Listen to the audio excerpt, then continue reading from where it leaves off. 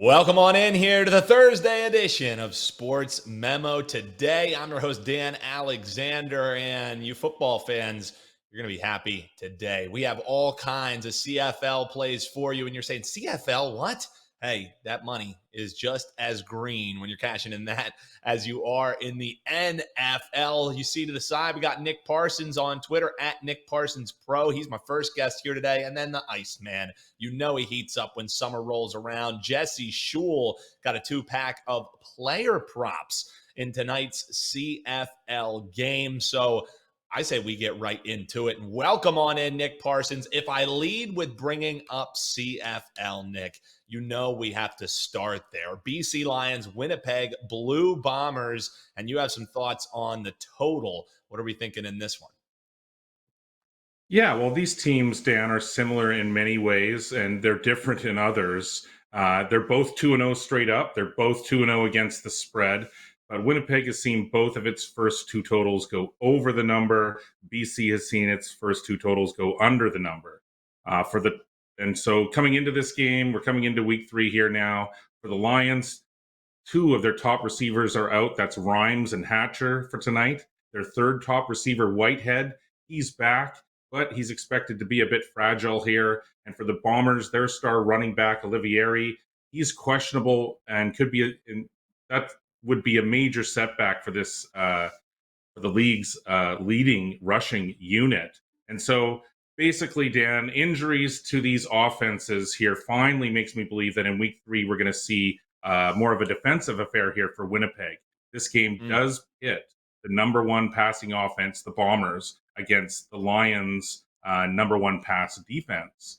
But in June, the CFL, it always gives edge to the defense, Dan. The Lions defense, it's also number one in points allowed. It's only allowing 7.5 points per game so far this year.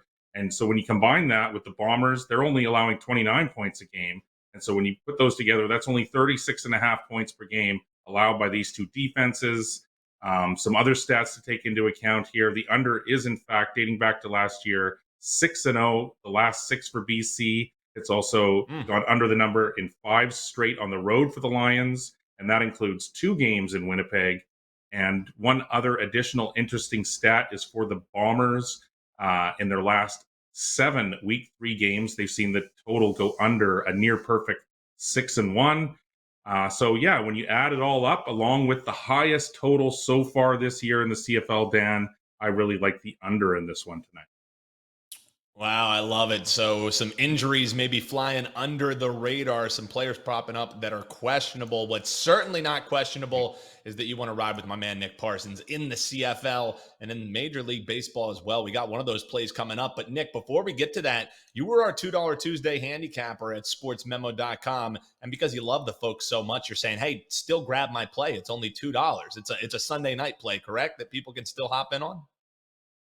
Yeah, a really big play. If you like this totals play that I gave you just right now, then you definitely have to check out this one. It's one of my biggest ones so far this season. You won't be disappointed. Also a 29-16 baseball run, guys. So come check me out over at Sports Memo.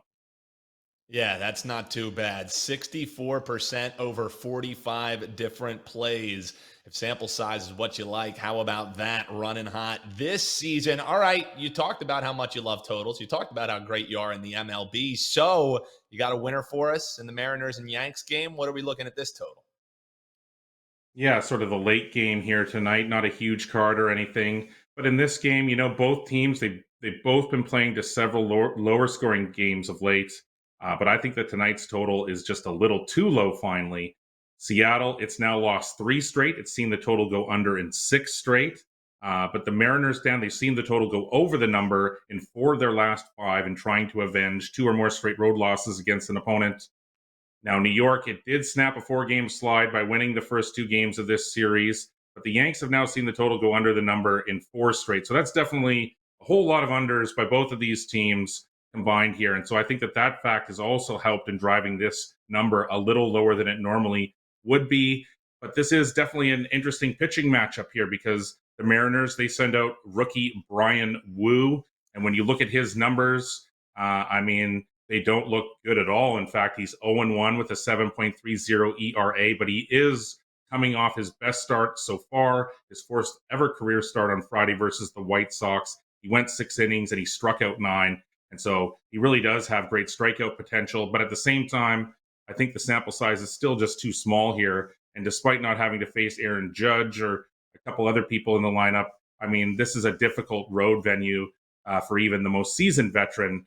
And then for New York, we have Domingo German, who has been okay. I mean, not great, not horrible, pedestrian, I guess. He's 4-4 with a 4.30 ERA, but he is coming off his worst start of the season so far. He got shelled for 7 runs off 7 hits over just 2 innings in a 15-5 loss to Boston. So, I mean, recent form always plays a big part in my handicapping process. And then, I mean, for Wu, who knows what we're going to get out of him here. I mean, he'll take a small step back here after that gem last time out. So once again, Dan, when you add all these things up, I think that we're going to finally go over the number here in this one. I like it. I like how both of these total plays, you're finding a spot to swoop in and go a little contrarian. If you've been watching the show, you know our man Nick Parsons is a contrarian by nature, and he's staying true to form with the under in the BC Lions and Winnipeg Blue Bombers and the over in the Mariners and Yanks. Make sure you grab that $2 Tuesday play that's still posted to his page, sm.buzz/NP. And make sure you give him a follow over on Twitter at Nick Parsons Pro. All right, when we talk CFL, you know the guy who should get the final word is our man Jesse Schule. Last 74 plays in CFL, 47-26. That's 64%.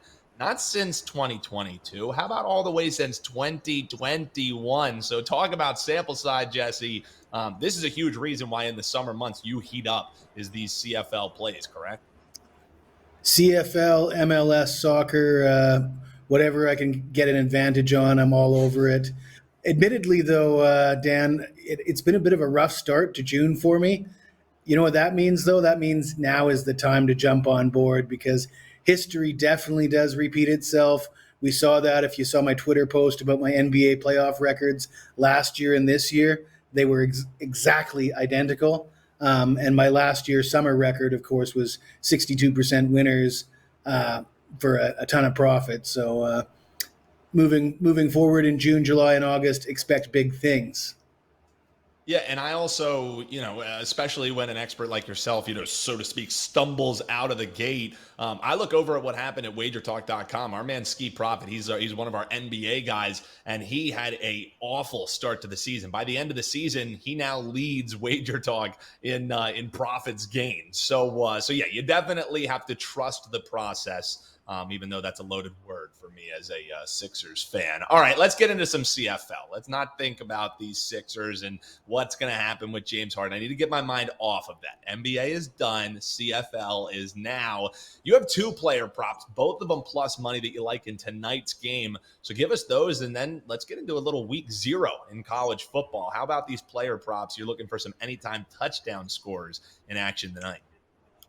Well, of course, there's only one game tonight, so I'll be covering the same game that Nick was breaking down, and he did a fine job of doing that, by the way.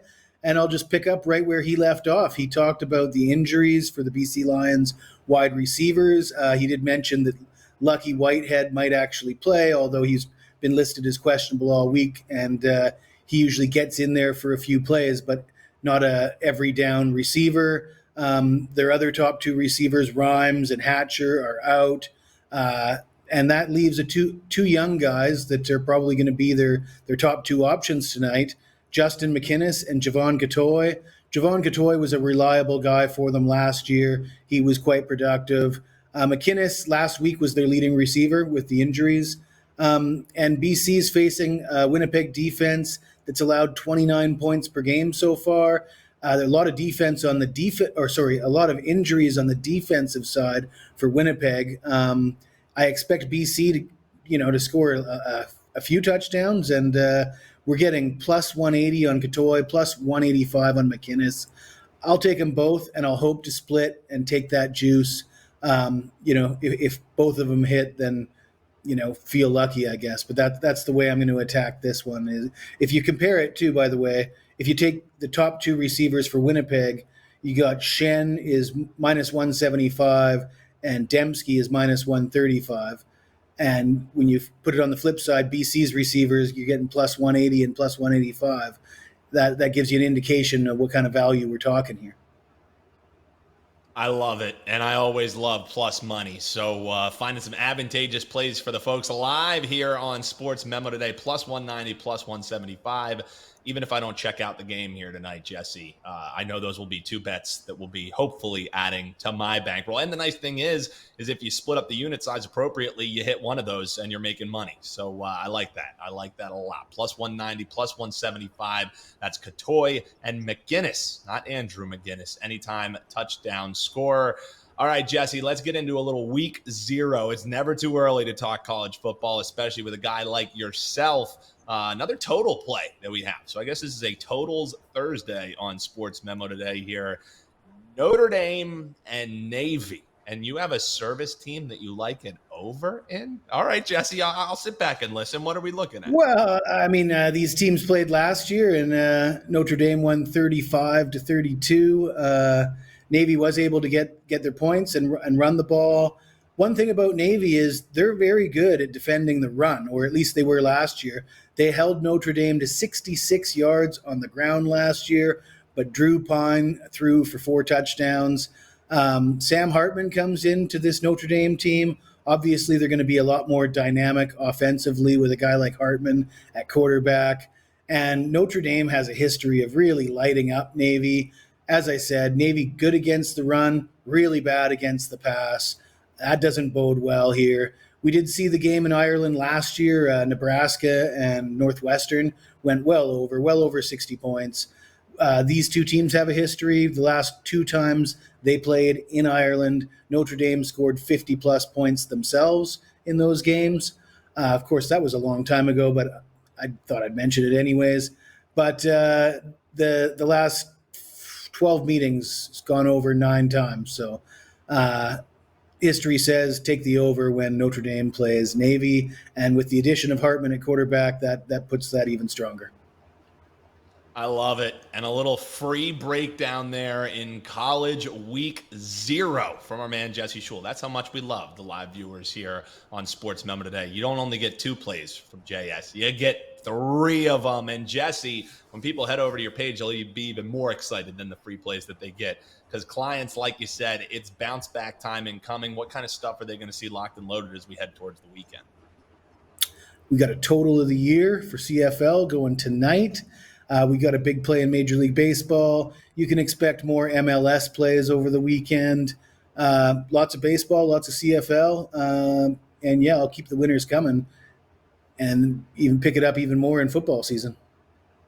I love it. That's my man, Jesse Schule, the Iceman. He might be a little cool, but that means a hot streak is coming. Check him out, sm.buzz/JS. And that's going to do it. We love getting you that actionable info you know and love in 30 minutes or less. And we accomplish that again here on Sports Memo Today. Big thanks to Nick Parsons. Big thanks to Jesse Schule and Eric, as always, doing a terrific job behind the scenes. I've been your host, Dan Alexander, and we will see you locked and loaded back here next Tuesday on Sports Memo Today.